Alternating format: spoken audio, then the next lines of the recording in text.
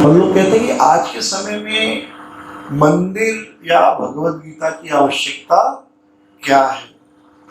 यह एक बड़ा कॉमन सा प्रश्न है और बहुत से लोग तो यह भी कहते हैं कि हम तो भगवान को मानते भी नहीं, हम तो विज्ञान को मानते हैं। तो यह एक बड़ा साधारण सा प्रश्न हो गया आज के समय में और जिसका उत्तर देना बड़ा मुश्किल हो गया है। सामान्य रूप से जो भगवान को मानने वाले होते हैं वे इन प्रश्नों का उत्तर इन जनरल नहीं दे पाते, अपने आप को एक बड़े विकट स्थिति में महसूस करते हैं। माता पिता अपने बच्चों को आज के समय में समझा नहीं पाते तो भगवान की क्यों आवश्यकता है, भक्ति क्यों करनी चाहिए, मंदिरों की क्यों आवश्यकता है। आज दुनिया में इतनी बेरोजगारी है, भूखमरी है, बीमारी है तो हॉस्पिटल खोलिए, अनाथालय खोलिए, मंदिर क्यों? सही बात है, ऐसे प्रश्न मन में आते हैं।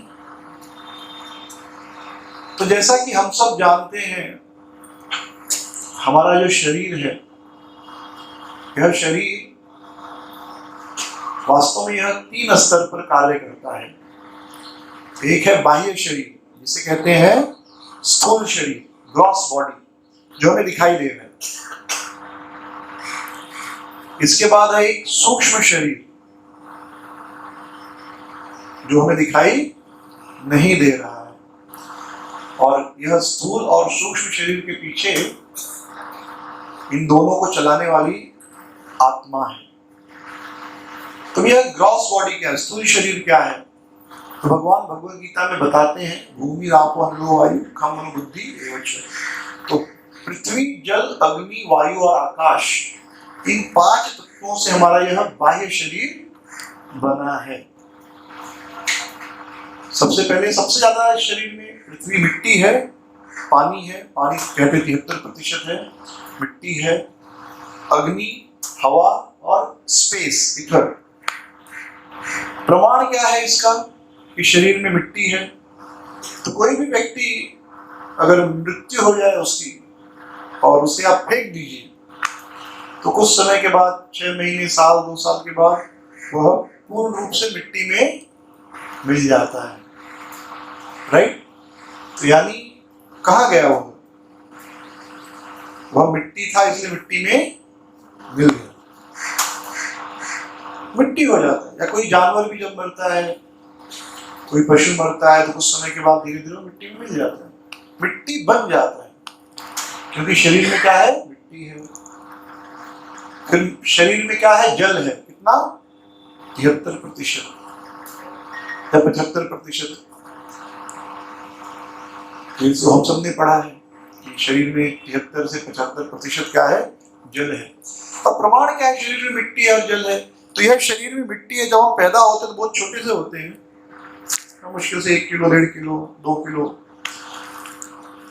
और इस शरीर को मेंटेन करने के लिए हम रोज मिट्टी खाते हैं। कितने लोग रोज मिट्टी खाते हैं? कोई नहीं। हाँ, राइट। लेकिन मिट्टी हम सब खाते हैं।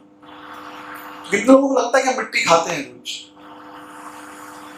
कुछ लोगों को लगता है, कुछ लोगों को नहीं। मिट्टी खाते हैं हम, लेकिन सीधे सीधे मिट्टी नहीं खाते हैं। मिट्टी का जो ट्रांसफॉर्मेशन है, जैसे चावल है, दाल है, सब्जियां हैं, फल है, ये सब क्या है? ये सब मिट्टी का ही रूपांतरण है।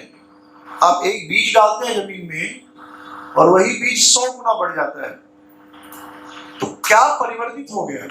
तो उस बीज में वो शक्ति है कि वह मिट्टी, और मिट्टी के अंदर जो भी खनिज तत्व हैं, विटामिन है, कैल्शियम है, जो कुछ भी, उसको 100 गुना उस मिट्टी को ट्रांसफर कर देता है और वापस एक चावल का दाना 100 चावल के दाने में परिवर्तित हो जाता है। बराबर? एक आम का बीज डालते हैं, मिट्टी में डालते हैं, अब हवा में रखेंगे तो आम का पेड़ पैदा होगा? मिट्टी में रखना पड़ेगा। तो उस मिट्टी को परिवर्तित कर देता है, इसलिए हम खाद डालते हैं, पानी डालते हैं, हवा इत्यादि तो उसे मिलती ही है।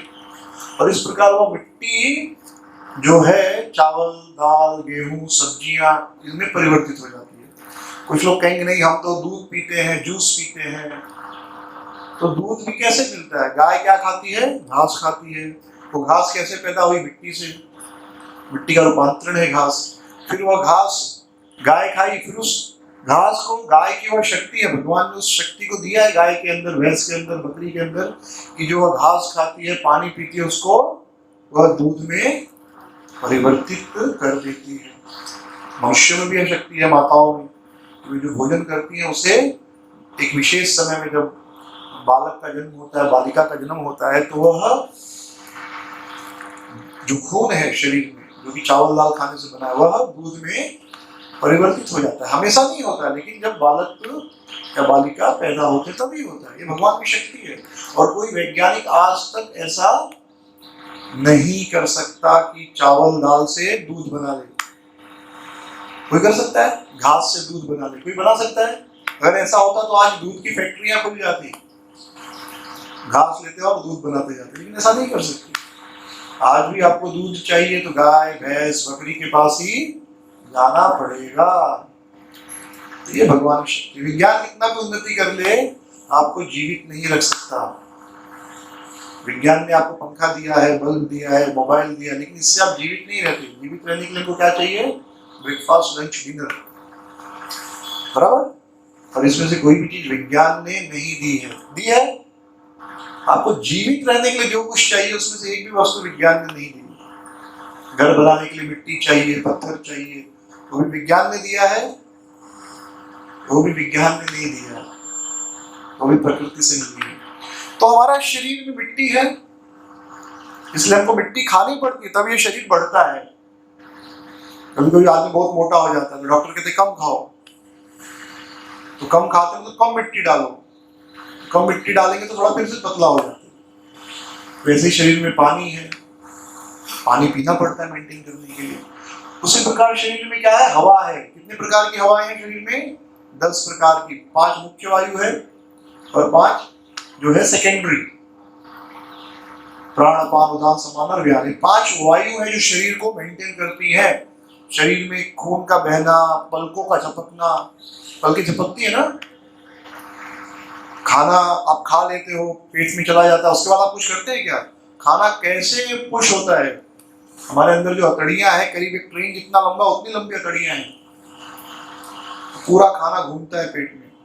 कौन धक्का मारता? आप धक्का मारते क्या हर 10 मिनट में? आगे बढ़, आगे बढ़, जैसे कंडक्टर आगे बढ़ाता है लोग, ऐसा कुछ करते हैं क्या? नहीं, खा के सो गए रात को, लेकिन फिर भी वो खाना आगे बढ़ता है। तो कौन सी हवा है? हवा उसे धक्का मारती है। ब्लड पूरे शरीर में सर्कुलेट हो रहा है, आपकी बुद्धि काम कर रही है, तो ये वायु के कारण होता है। इसलिए जो व्यक्ति प्राणायाम करते हैं, वायु को नियंत्रित करते हैं, जिसे कहते हैं प्राण वायु, तो वे व्यक्ति 100 साल, 200 साल, 500 साल भी जीवित रह सकते हैं, यदि आप अपने वायु पर नियंत्रण रख लें। और जब भी शरीर में वायु डिस्टर्ब होती है तो शरीर में लकवा मार जाता है। पता है लकवा?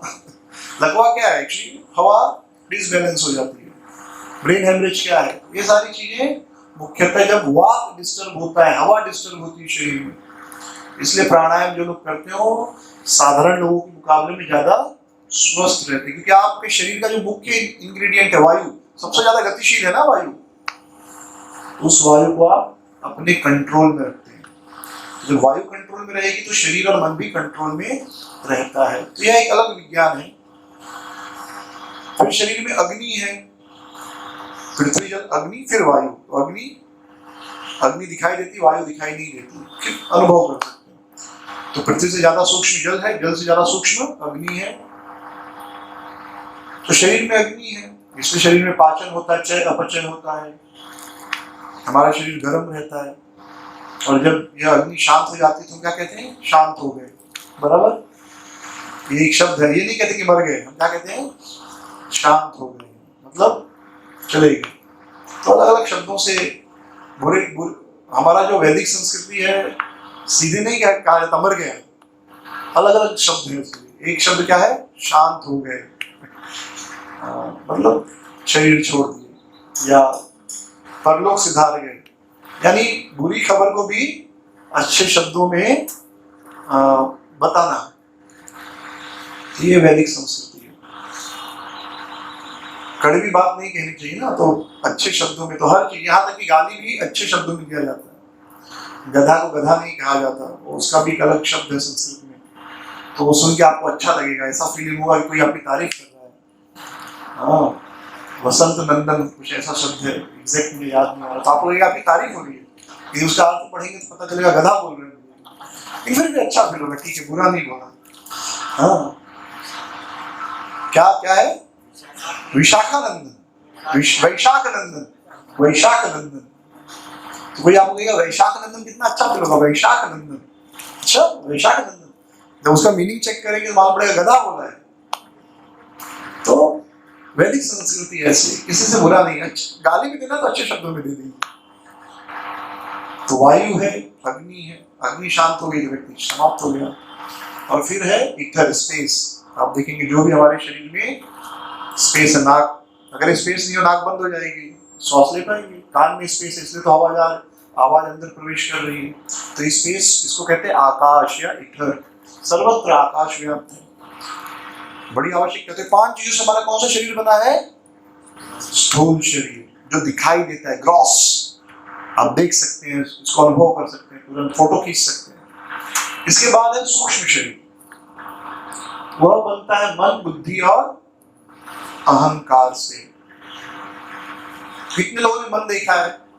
किसी ने मन देखा है आज तक? किसी ने मन नहीं देखा है, किसी को पता नहीं मन क्या होता है।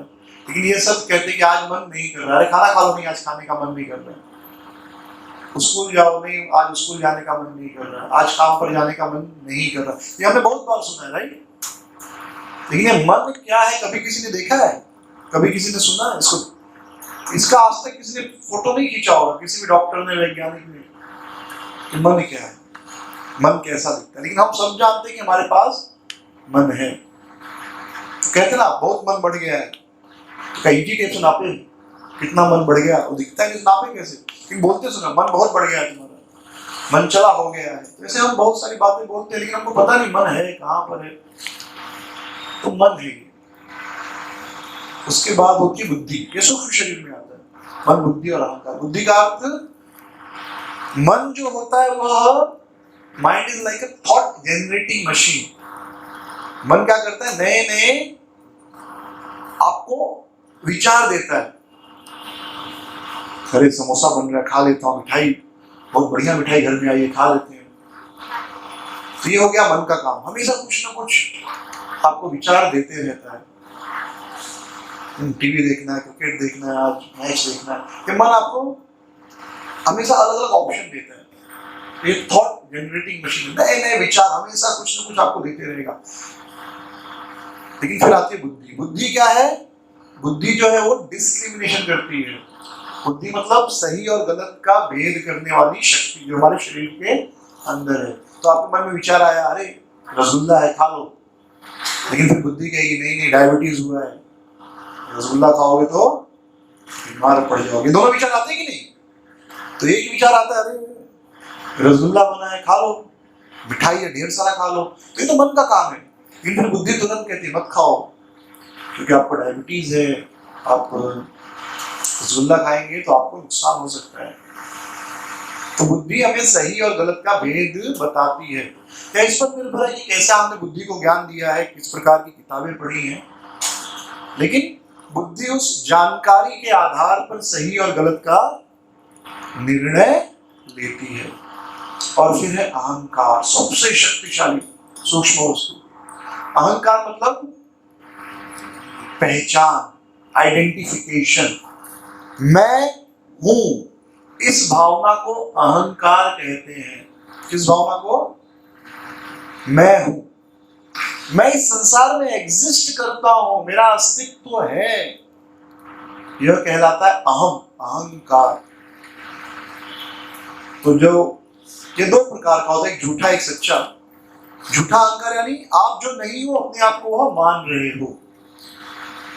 जैसे हम सब मानते हैं कि हम भारतीय हैं, हम महाराष्ट्रियन हैं, हम गुजराती हैं, उसमें भी हम क्षत्रिय हैं, हम ब्राह्मण हैं, या मैं वकील हूँ, मैं डॉक्टर हूँ, मैं इंजीनियर हूँ, तो ये एक हमारी पहचान हम मान रहे हैं, और इस पहचान के लिए दुनिया में सारे झगड़े, वास्तव में अधिकतर झगड़े किसी पहचान के लिए होते हैं। कहते ना, ये हमारे अस्तित्व का सवाल है। अस्तित्व नहीं, अस्मिता। अस्मिता मतलब मेरे अहंकार नहीं, मैं तो इंडियन हूं, पाकिस्तानियों को भगा दो यहां से। तो ये एक आपको पहचान दी गई, किसी ने आपको पहचान दी कि आप तो भाई इंडियन है, भारतीय हैं, बाकी जो है वो भारतीय नहीं है। या भारतीय में भी मैं तो महाराष्ट्रियन हूँ, या मैं गुजराती हूँ, या मैं पंजाबी हूँ। हमारे किसी को कैसे किसी ने छेड़ दिया, झगड़ा होता है ना, आपने देखा होगा। क्यों होता है? ये अहंकार की भावना कि मैं हूं और बाकी लोग वैसे नहीं हैं। ये अहंकार कहलाता है, सबसे शक्तिशाली होता है, और अधिकतर समय इसी के लिए जीवन में युद्ध चलते रहता है। जब व्यक्ति के भोजन की व्यवस्था हो जाती है, रहने की, कहता है रोटी कपड़ा मकान बेसिक नीड, जब इसकी व्यवस्था हो जाती है, इसके बाद जो सारा अस्तित्व है किसके लिए है? अहंकार के लिए। जैसे आप धीरू भाई अंबानी को देखेंगे, या मुकेश अंबानी को, या बिल गेट्स को, या मार्क जुकरबर्ग को, दुनिया के बड़े अमीर लोग हैं। दुनिया के अगर 20 अमीरों में इन सबका नाम आता है। तो ये पैसा क्यों कमा रहे हैं?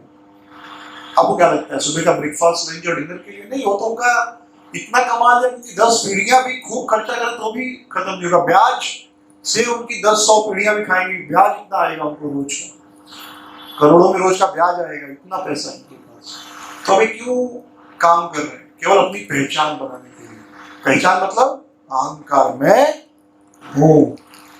और हम सब भी जीवन में बहुत सारे काम केवल अपनी उसी अहंकार के लिए करते हैं। जैसे विवाह में अभी आजकल जो फैशन है टाई कोट सूट पहनने का, हाँ, तो 20,000, 30,000, 40,000 खर्चा करके टाई 3 पीस सूट सिलाते हैं। शादी वही पहनना चाहिए। क्यों? एक सिस्टम बन गया है। तो हमको भी दूसरों से छोटा नहीं दिखना है। तो हमारा, जबकि गर्मी के दिनों में आप सोचिए, मैं तो उत्तर प्रदेश से हूँ और आप में से कुछ लोग होंगे वहाँ के, मई के महीने में बहुत गर्मी पड़ती है, लेकिन अब फैशन हो गया है, तो 3 पीस सूट पहनकर पसीना हो रहा, लेकिन क्या पहने हैं? 3 पीस सूट। इतनी गर्मी होती है उसमें। लेकिन अब भाई हमारा भी अहंकार है, हम कैसे साधारण सा धोती कुर्ता पहन के जाएंगे? लोग क्या बोलेंगे? क्या उसके बिना शादी नहीं होगी? उसके बिना क्या शादी नहीं होगी? क्या उसके बिना आपका वैवाहिक जीवन सुखी नहीं रहेगा? ऐसा कुछ नहीं है। किसी भी मंत्र में नहीं लिखा है कि आप शादी में बैठेंगे तो 3 पीस सूट और टाई होनी चाहिए। एक तो गर्मी हो रही है, ऊपर से टाई बांध दो तो अंदर हवा ही नहीं आ रही है। जबकि गर्मी में लोग क्या करते हैं? गमछा, टॉवेल पहन लिया, गमछा रखते। गाँव में देखेंगे आप लोग, शादी के दिन 3 पीस सूट पहनना, इतनी गर्मी हो रही है, इतना पसीना हो रहा है, लेकिन रुमाल से पोंछ रहे हैं। क्यों? भाई अहंकार है, हमको भी लोगों के सामने दिखाना भाई हम भी हैं। शादियों में लोग बुफे का सिस्टम हो गया, शादियों में लोग 30 आइटम, 40 आइटम, 50 आइटम रखते हैं खाने में। अब बताइए 50 आइटम कोई खाता है? बहुत खाएगा 6, बहुत 7, 8। लेकिन नहीं भाई, हमको दिखाना है कि भाई हम आपसे अलग हैं, हमारे पास ज्यादा है। तो भाई हमारे दोस्त की शादी में 50 आइटम थे, तो या तो 50 या ज्यादा ही हो, कम नहीं होनी चाहिए। आदमी मुश्किल से 4-5 आइटम ही खाते हैं, लेकिन वो आप जितना आइटम बढ़ाएंगे कैटरर उतना रेट बढ़ाते जाता है, उसका खर्चा उतना ही है। 10 आइटम या 6-7 आइटम के बाद कैटरर, आप जितना आइटम बढ़ाएंगे कैटरर का खर्चा बिल्कुल नहीं बढ़ता है। क्यों? आपने 4 दाल रखी तो क्या करेगा वो? 4 दाल रखे तो क्या करेगा वो? सब दाल, जैसे एक दाल रखोगे 100 लोगों के लिए, तो उसको समझो 20 किलो दाल बनानी पड़ेगी, वही दाल, तो रेटो कम लेकिन रखेगा। जब आप 2 दाल कर दोगे तो भी कितना दाल बनाएगा? 20 किलो ही दाल बनाएगा, 10 किलो ये 10 किलो हो, उसका खर्चा बढ़ा कुछ। लेकिन आपको बोल देगा भाई एक आइटम बढ़ गया है तो 100 रुपया बढ़ा दिया, राइट? आपने स्टार्टर में एक आइटम रखा है, समोसा समझिए, 100 लोगों के लिए समोसा, तो पता है ज्यादा खाएंगे तो उसको शायद 3-3, 4-4 समोसे के हिसाब से बनाना पड़े। बुफे रहेगा तो आदमी, तो उसको 400 समोसा बनाना पड़ेगा। लेकिन आप कहेंगे भाई 2 स्टार्टर चाहिए, तो क्या करेगा वो? रेट बढ़ा देगा 50 रुपया, जो भी बढ़ा दे 50 रुपया, 100 रुपया। लेकिन उसको पता है कि भाई समोसा तो 200 ही बनाना है, और दूसरा जो कटलेट है वो भी 200 बना देगा, उसका खर्चा कुछ नहीं बढ़ा विशेष रूप से। आपको 3 स्टार्टर रखना है, उसको पता है कि भाई 100 लोग हैं तो टोटल 400 ही स्टार्टर जाने वाला है, कितना खाओगे आप? ज्यादा से ज्यादा 4 ही खाओगे, 5 ही खाओगे, बाकी भी खाना है ना। लेकिन वो रेट बढ़ाते जाएगा, हर आइटम का 100 रुपया बढ़ा देगा, 50 रुपया बढ़ा देगा, तो उससे उसमें फायदा है। लेकिन हमको क्या है, अपना वो अहंकार दिखाना है। तो ये अहंकार सबसे शक्तिशाली, दुनिया का सबसे मजबूत, हीरे से भी ज्यादा कड़क है, इसको तोड़ना मुश्किल है। ये कहलाता है सूक्ष्म शरीर। तो स्थूल शरीर हो गया, सूक्ष्म शरीर हो गया। स्थूल शरीर के भीतर सूक्ष्म शरीर। लेकिन ये दोनों तब तक ही काम करते हैं जब तक इसमें आत्मा है। जैसे ही आत्मा निकल जाती है, दोनों शरीर समाप्त हो जाते हैं। समाप्त मतलब सूक्ष्म शरीर तो नहीं समाप्त होता, लेकिन स्थूल शरीर समाप्त हो जाता है। तो जब तक किसी के शरीर में वह शक्ति है, कोई मानता है, कोई नहीं मानता है, लेकिन जब तक वह वस्तु है तब तक ही आप उस व्यक्ति को अपना पिता, अपना माता, अपना भाई, अपनी पत्नी, अपना पति मानते हैं। जैसे ही वह शक्ति उस शरीर से निकल गई, फिर आप क्या कहते हैं, लाश को लाओ। उसका नाम तुरंत बदल जाता है। क्या बन जाता है उसका नाम? क्या हो जाता है? लाश। हम पूरा जिंदगी 3 चीजों के लिए काम करते हैं। किसके लिए? घर के लिए, अपने नाम के लिए और कपड़ों के लिए। हर आदमी अच्छा कपड़ा पहनना चाहता है, अच्छे घर में रहना चाहता है, अच्छा नाम चाहता है। ये 3 को तो मेंटेन करने पर जिंदगी निकल जाता है, राइट? जो बुजुर्ग लोग हैं उनको अनुभव होगा, ये 3 को मेंटेन करने में जिंदगी निकल जाती है। घर, कपड़े और नाम, समाज में अच्छा नाम हो। लेकिन जैसे ही आत्मा इस शरीर को छोड़ती है, नाम बदल जाता है। नाम क्या हो जाता है? लाश। कोई नहीं बोलता मिस्टर एक्स को लेके आओ, सब कहते हैं मुर्दे, शरीर को लाओ या मुर्दे को लाओ या लाश को लाओ। ऐसी बात होने लगती। डेड बॉडी आई कि नहीं, सब यही पूछते, राइट? आजकल अंग्रेजी में पूछते हैं, लेकिन मतलब वही है। डेड बॉडी लाए कि नहीं, डेड बॉडी कब मिलेगी? आप डॉक्टर भी पूछेंगे, नहीं पूछेंगे अब पिताजी का शरीर कब मिलेगा, डेड बॉडी कब तक देंगे आप? डॉक्टर भी कहता डेड बॉडी इतनी बजे तक आपको मिल जाएगी। तो तुरंत नाम बदल गया, डेड बॉडी। नाम क्या हो गया आपका? Dead body. कपड़ा क्या हो गया? कफन। वही लेके जाते हैं ना, उसमें कोई 3 पीस टेलर को देके ऑर्डर देके सिलवाता नहीं है 3 पीस सूट पहनना है, स्टाइलिश डिजाइनर में कुछ नहीं, सिंपल सफेद कपड़ा। और पता शमशान घाट। पता क्या हो जाएगा उसके बाद? शमशान घाट। कोई कह रहा है आपको लेट हो रहा है, तो घर वाले कहेंगे ठीक है सीधे शमशान घाट में आ जाओ, वहीं मिलेंगे। बराबर है ना? सीधे वहीं मिलो, वो पता है पक्का, वहां तो सबको एक बार जरूर जाना है, मिनिमम एक बार हर आदमी को जाना है। तो ये आत्मा के कारण ये शरीर है। अगर ये आत्मा नहीं तो शरीर का अस्तित्व नहीं है। तो मूल प्रश्न था कि मंदिर की आवश्यकता क्या है, जब भगवद गीता जैसी किताबों की आवश्यकता क्या है, भगवान का नाम लेने की आवश्यकता क्या है, इन सब की आवश्यकता क्या है? तो जैसे हमारे शरीर में जो स्थूल शरीर है, मिट्टी जल अग्नि वायु आकाश से बना है, इसमें जब कोई तकलीफ होती है, जैसे आँख की कुछ तकलीफ होती है, तो हम कहाँ जाते हैं? आई स्पेशलिस्ट के पास जाते हैं कि नहीं? आंखों के डॉक्टर के पास जाते हैं, डॉक्टर ट्रीटमेंट करता है, हॉस्पिटल में जाते हैं। पैर में कोई चोट लग गई, हड्डियों में कोई चोट लग गई, तो ऑर्थोपेडिक डॉक्टर के पास जाते हैं। पेट में बहुत दर्द है, कुछ चल नहीं है, तो किसी डॉक्टर के पास जाएंगे, दवाई खाएंगे। तो जब शरीर में दर्द होता है तो हम हॉस्पिटल में जाते हैं, डॉक्टर के पास जाते हैं। लेकिन किसी को ये नहीं पता कि जब मन में दर्द होता है, मन में दर्द होता है, किसी को आज तक मन में दर्द हुआ है? सब बोले मेरा मन बहुत दुखी है आज, तो कोई डॉक्टर बोलेगा ये लो टैबलेट, मन दुखी मन आपका तुरंत ठीक हो जाएगा, ये मलहम लगा लो मन पर। तो मन सबका दुखी होता है, बार बार दुखी होता है। हम कहते हैं आज मन बहुत शुद्ध है, बहुत दुखी है, आज बहुत कष्ट हुआ मुझे आपकी ये बात सुनकर या आपके इस व्यवहार से। तो मन जो है हमारा बार बार दुखी होते रहता है, और कभी कभी इतना दुखी होता है कि आदमी बाहर से स्वस्थ है, लेकिन मन में उसके इतना दर्द है, इतनी पीड़ा है कि वह सोचता है कि मृत्यु का दर्द इससे कम होगा, और वह सुसाइड कर लेता है। अंग्रेजी में बोले तो आत्महत्या कर लेता है। सुसाइड कर ले। क्यों? उनको लगता है कि ये मन का दुख ये ज्यादा है, इससे कम मरने का दुख, तो मरना ज्यादा अच्छा है। मृत्यु का दर्द मैं सह लूंगा, इस मन का दर्द नहीं सह सकता। तो सबको पता है शरीर में तकलीफ हो, आंख नाक कान पाँव जीभ कहीं पर भी तकलीफ हो तो डॉक्टर के पास जाना चाहिए, सबको पता है। लेकिन मन में तकलीफ हो तब किसके पास जाए, तब कहाँ जाए, तब क्या करें, ये कहीं नहीं सिखाया गया। आपको पता होगा Bhabha atomic research centre BRC में दुनिया के सारे बड़े बड़े वैज्ञानिक भारत के एटलीस्ट वहां पर है, हाँ, जो इन्वेंशन करते हैं, रिसर्च करते हैं। वहां पर एक जगह है जिसे कहते हैं सुसाइड पॉइंट। कोई आपको पता जगह बिल्डिंग है, वहां से करीब 3-4 लोगों ने सुसाइड किया, वैज्ञानिक। जब एक भक्त लेक्चर देने के लिए गए तो वहां के एक भक्त ने बताया ये सुसाइड पॉइंट है, यहाँ से कुछ वैज्ञानिकों ने सुसाइड किया। क्यों सुसाइड किया? इतना बुद्धिमान आदमी। इनफैक्ट आज से 3-4 साल पहले एक आईपीएस ऑफिसर ने सुसाइड कर लिया, आईएएस सॉरी पुलिस आईपीएस, पता है, याद है किसी को? महाराष्ट्र का। हाँ, क्यों? क्या कारण है? इतना आईएएस आईपीएस बनने के लिए, साइंटिस्ट बनने के लिए तो बड़ी बुद्धि लगती है ना।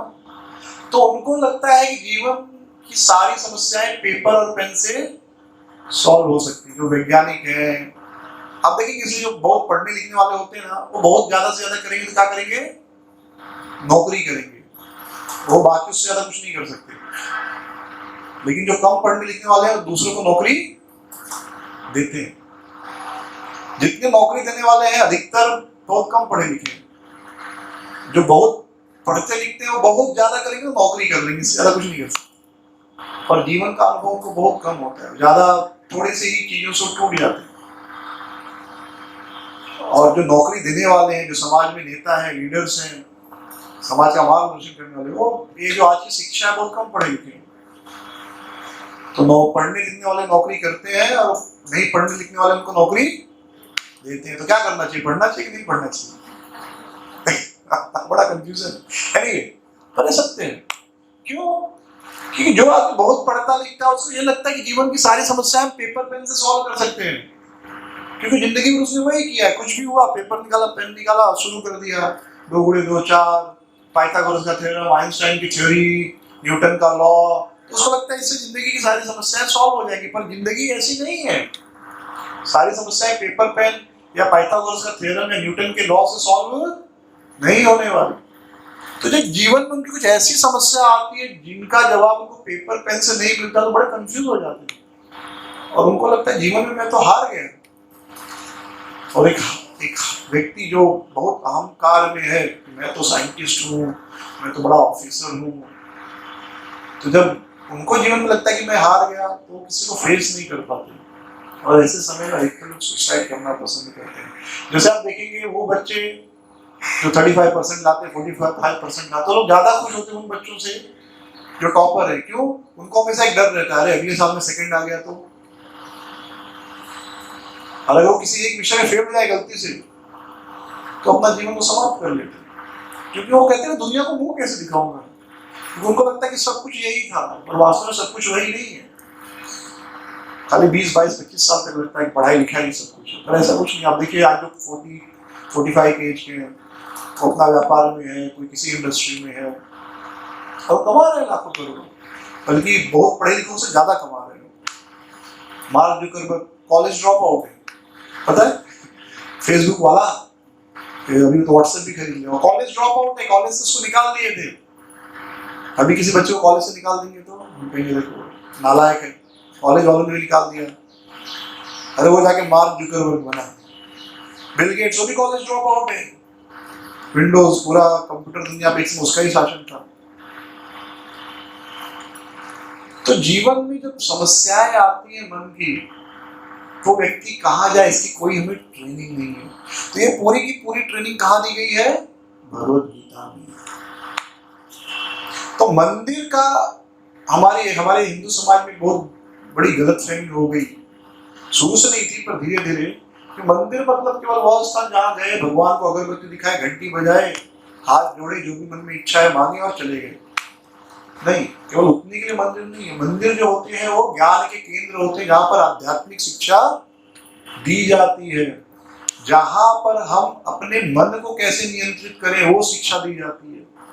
और आप ये विश्वास रखिए कि जो व्यक्ति मन से मजबूत है वह व्यक्ति दुनिया में सबसे शक्तिशाली होता है, वह व्यक्ति दुनिया में कुछ भी कर सकता है। और मैं आपको उदाहरण दूंगा, जो पॉलिटिशियंस होते हैं, कोई वो सच्चे हैं, झूठे हैं, बेईमान है, मुझे पता नहीं, मतलब आप जो भी उनके लिए कहें, लेकिन मन से बड़े मजबूत होते हैं लोग। जैसे हमारे जीवन में कुछ दुख आ जाता है तो हम सारी उम्मीद खो देते हैं। आप पॉलिटिशियन लोगों को देखिए, एक इलेक्शन हार गए, बड़े बुरी तरह हारे, तो भी अगला इलेक्शन लड़ते हैं और पूरे जोश से लड़ते हैं, और उनको पता है वो भी वो हारने वाले, फिर भी कहेंगे नहीं हम तो जीतने ही वाले हैं।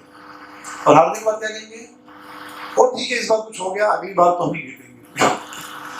तो कहीं ना कहीं उनका मन स्ट्रांग है।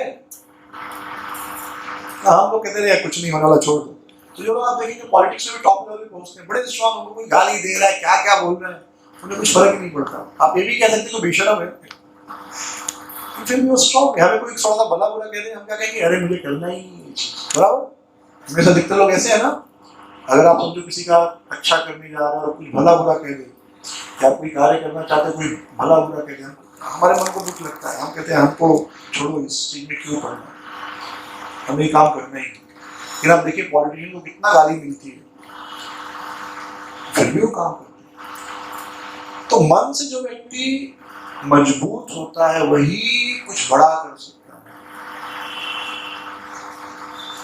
जो व्यक्ति मन से कमजोर होता है जीवन में बहुत कुछ सफलता प्राप्त नहीं कर सकता, क्योंकि जीवन में हार जीत चलते रहती है। हमको लगता है कि जो लोग सफल है वो हमेशा जीवन में उनके साथ अच्छा ही हुआ और दिन सफल हो गया, ऐसा नहीं है। आप सफल लोगों का इतिहास पढ़िए, वो जीवन में आपसे ज्यादा बार असफल हुए हैं। तो आपसे ज्यादा बार असफल क्यों हुए हैं, क्योंकि आपसे ज्यादा उन्होंने ट्राई किया। क्योंकि हम आप एक दो बार असफल हो गए तो छोड़ देते हैं, वो छोड़ते नहीं। जैसे न्यूटन ने जब एडिसन या न्यूटन ने जब बल्ब बनाया, बल्ब किसने बनाया, एडिसन ने, तो कहते हैं कि 999 बार वो असफल हुआ, उसके बाद जाकर उसको सफलता मिली। तो मैं हमेशा ये कंफ्यूजन में रहता हूँ कि पहले बल्ब आया कि पहले इलेक्ट्रिसिटी आई, क्योंकि इलेक्ट्रिसिटी आएगी तो ही बल्ब जलेगा, राइट। तो थोड़ा सा तो पता चल जाएगा, लेकिन कंफ्यूजन है, पहले इलेक्ट्रिसिटी आई कि पहले बल्ब आया। तो 999 बार असफल हुआ, लेकिन छोड़ा नहीं उसने, मन से कितना स्ट्रांग था। तो भगवत गीता वह विज्ञान है जो व्यक्ति को मन से मजबूत बनाता है। और मंदिर वह स्थान है जहां पर भगवत गीता की शिक्षा दी जाती है। तो हर व्यक्ति को, हर मंदिर को गीता का ज्ञान प्रचार करने का केंद्र बनना चाहिए। मंदिर का उद्देश्य केवल घंटी बजाकर एक आरती कर लिए वो नहीं है, वह होता है वहां पर, लेकिन उसका मुख्य कार्य क्या है, ज्ञान का प्रचार करना, भगवत गीता का प्रचार करना। तो भगवत गीता यह किसे दी गई, अर्जुन को दी गई। कब, जब अर्जुन मन से कमजोर हो गए। मन से कमजोर होना मतलब जो कार्य आपको दिया गया है वो कार्य आप नहीं कर रहे हो, मतलब आप कमजोर हो गए। नहीं मैं परीक्षा नहीं दूंगा, एग्जाम में क्या होगा पता नहीं, फेल हो जाऊंगा, यानी आपका मन कमजोर हो गया। तो जो कार्य आपको दिया गया वो कार्य करने की आप ताकत नहीं रख रहे, आप छोड़ रहे, मुझसे नहीं होगा, मतलब आप मन से कमजोर हो गए। तो ऐसी स्थिति में अर्जुन को वह ज्ञान दिया गया, और अर्जुन वह ज्ञान प्राप्त करके फिर से मन से मजबूत बने। कला तो उनके पास थी, और कला हम में से हर के पास है कुछ न कुछ। हमारी सबसे बड़ी कमजोरी है कि हम मन से कमजोर हैं। जिस व्यक्ति के पास स्किल थोड़ा कम है लेकिन मन से स्ट्रांग है, वो कुछ न कुछ कर लेता है जिंदगी में। लेकिन जिसके पास बहुत सारे गुण हैं लेकिन मन से कमजोर है, वो कुछ नहीं कर सकता, भले आपके पास हजारों गुण हो। तो भगवत गीता हमारे मन को मजबूत बनाती है, इसलिए नित्य नियमित रूप से रोज भले 5 मिनट या 10 मिनट भगवत गीता पढ़नी चाहिए। और दूसरी चीज होती है, जब हम भगवान की भक्ति करते हैं तो हमें एक अदृश्य छुपा हुआ सहयोग मिलता है भगवान से। जैसे अगर आपको पता है कि आपके पिताजी आपके साथ हैं, छोटा बच्चा पिताजी साथ में, तो बच्चे को किसी से डर नहीं लगता। वैसे अगर हमें पता है कि भगवान हमारे साथ हैं, कृष्ण हमारे साथ हैं, तो जीवन की समस्याएं आएंगी और चली जाएंगी। लेकिन अगर हमें ये है कि हमारे साथ कोई नहीं, तो वो समस्याएं हमें पूरी तरह तोड़ सकती है। होप जो है ना दुनिया में बहुत ताकतवर चीज है। होप, कहते हैं ना डूबते को तिनके का सहारा, सुना है ये? तो तिनके से अच्छे तो कृष्ण है। डूबते को कृष्ण का सहारा मिले तब तो बहुत कुछ कर सकता है, राइट? अगर डूबते को तिनके का सहारा हो सकता है, तो फिर डूबते को अगर कृष्ण का सहारा मिले, भगवान का सहारा मिले, तब तो क्या नहीं कर सकता हूँ। तो जो उम्मीद होती है ना, अपेक्षा, उम्मीद, भगवान हर समय हमारी सहायता करते हैं, ये हमें जीवन में कभी दुखी होने नहीं देती, ये जीवन में हमें कभी हारने नहीं देती। व्यक्ति को सहारा, जैसे माता पिता बच्चे का पालन पोषण करते हैं उम्मीद से कि बच्चा बड़ा होगा और हमारी देखभाल करेगा। बड़ा होगा बच्चा क्या करेगा किसी को पता नहीं, लेकिन उम्मीद सब रखते हैं। अगर ये उम्मीद उनकी बचपन में तोड़ दी जाए तो क्या होगा उनके साथ? क्या वो उसी प्रेम से बच्चे का लालन पालन कर सकते हैं? भले कर्तव्य समझ के बहुत मुश्किल से करें, लेकिन वो उस तरह नहीं कर सकते जैसे एक साधारण रूप से करते हैं, क्योंकि उनको एक उम्मीद रहती है, अपेक्षा रहती है। और हम कहते हैं नहीं तभी तो कुछ नहीं करेगा, आप फ्यूचर दिखा दीजिए, तो फिर वो उनकी आस समाप्त हो जाती है, जीवन का जो सुख समाप्त हो जाता है, उसी समय से वो चिंता में रहने लगते हैं। तो भक्ति हमें वो उम्मीद देती है, वो सहारा देती है। इसलिए हर व्यक्ति को भक्ति करनी चाहिए। तो भक्ति करने का सबसे अच्छा तरीका, आप तो बड़े भाग्यशाली सोसाइटी में जो रहते हैं, बगल में मंदिर है और राधा कृष्ण सीताराम लक्ष्मण हनुमान जी हैं। रोज सुबह शाम दिन में एक बार कम से कम भगवान से आके अपने हृदय की बात करनी चाहिए। और एक सुंदर तरीका है भगवान की भक्ति करने का, भगवान का नाम लेना। तो रोज अपने जीवन के 5 से 10 मिनट भगवान के नाम जप में लगाना चाहिए। भगवान भगवद गीता में कहते हैं, नेहा विक्रम नाशो अस्ति प्रत्यवाय विद्यते स्वल्प अल्पम अपि यस्य धर्मस्य त्रायते महतो भयात्।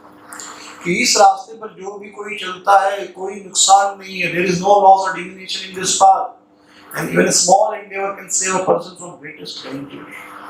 इस रास्ते में कोई भी क्षय नहीं है, यानी आप थोड़ा भी चले हमेशा के लिए आपके साथ रहेगा। आप थोड़ी भक्ति की हमेशा आपके साथ रहेगी, वो कभी कम नहीं होगी। और थोड़ी सी भक्ति हमें महान भय से रक्षा करेगी। तो सबसे बड़ा भय क्या है व्यक्ति को? सबसे बड़ा भय है नरक जाने का। व्यक्ति को डर लगता है मैंने पाप किया तो नरक जाऊंगा। दूसरा भय क्या है? अगले जीवन में कहीं कुत्ता बन गया, बिल्ली बन गया, चूहा बन गया, तो ये डर है। हम तो पुनर्जन्म को मानने वाले, हमारे शास्त्रों में पुनर्जन्म के बारे में कहा गया है और ये भी बताया गया अगर कोई पाप करोगे तो चूहा बन सकते हो, बिल्ली बन सकते हो, शेर बन सकते हो, कीड़ा बन सकते हो, छिपकली बन सकते हैं, नरक में जाएंगे। तो भगवान ये वचन देते कि जो कोई भी नाम जप करता है, भले एक माला रोज जप करे, एक माला यानी 108 बार भगवान का नाम ले, हरे कृष्ण कृष्ण कृष्ण हरे हरे, हरे राम राम राम हरे हरे।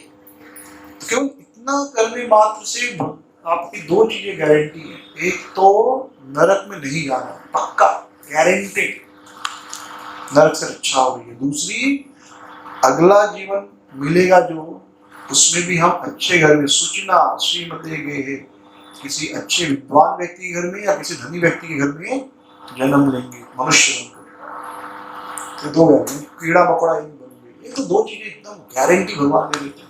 महान भय, और भी कोई बड़ा भय है तो उससे भी रक्षा होगी, तो क्या नुकसान है? अपने जीवन का रोज हम 10 मिनट नहीं ले सकते। और अगर आप नाम जब करते हैं तो धीरे धीरे आप मेंटली स्ट्रॉन्ग होते हैं, हम मन से मजबूत बनते हैं। ये मन का अभ्यास भी है ना, सारे कामों से रोककर एक काम पर ध्यान केंद्रित करना। इसलिए कम से कम 1 माला रोज करना चाहिए और ध्यान से करने का प्रयास करना चाहिए। ये अपने मन को अभ्यास करा। जैसे अभी किसी एकाएक आपको मैं कहूँ 100 किलो वजन उठाओ, नहीं उठा पाएंगे, हाथ कमजोर। इसका मतलब ये नहीं कि हाथ में ताकत नहीं है, हाथ में ताकत है, लेकिन अभ्यास नहीं किए। लेकिन रोज आप पहले थोड़ा थोड़ा वजन उठाते रहेंगे तो एक दिन आप 100 किलो भी उठा पाएंगे। जैसे कोई अगर स्लिप हो जाता है, कमर टूट जाती है, हड्डी टूट जाती है, क्यों टूट जाती है? शरीर कड़क रहता है। लेकिन अगर आप रोज आप एक्सरसाइज करते हैं कमर का, तो कमर लचीली रहती है, तो गिरते तो भी चोट नहीं लगती। क्यों? तो उसका गुण है। वैसे मन मजबूत है, तो मन का गुण है, लेकिन आपको उसको थोड़ा प्रैक्टिस कराना होगा। जो मन कर रहा है वही करेंगे रोज, तो फिर ज्यादा दिन नहीं चलने वाला, फिर तो मन कमजोर होते जाएगा। लेकिन रोज कुछ अपने अनुसार भी मन को शासन में रखेंगे, मजबूत बनाने का, तो धीरे धीरे आपका मन मजबूत होते जाएगा और आप जीवन में बड़े से बड़े दुखों को भी आसानी से पार कर पाएंगे। यह जीवन तो सुखी होगा, अगला जीवन भी सुखी होगा, लेकिन अभ्यास की आवश्यकता है। कोई भी चीज एक दिन में नहीं होती। तो आप सबसे प्रार्थना है, रोज एक माला का जप कीजिए। हाँ, मंत्र है हरे कृष्णा कृष्ण कृष्ण हरे हरे, हरे राम राम राम हरे हरे। यहीं पर मैं विश्राम लूंगा। Thank you. हरे कृष्ण। प्रभुपाद की जय। अगर आपको ये वीडियो पसंद आया हो तो प्लीज़ हमारे चैनल को लाइक, शेयर और सब्सक्राइब ज़रूर कीजिए। हरे कृष्णा।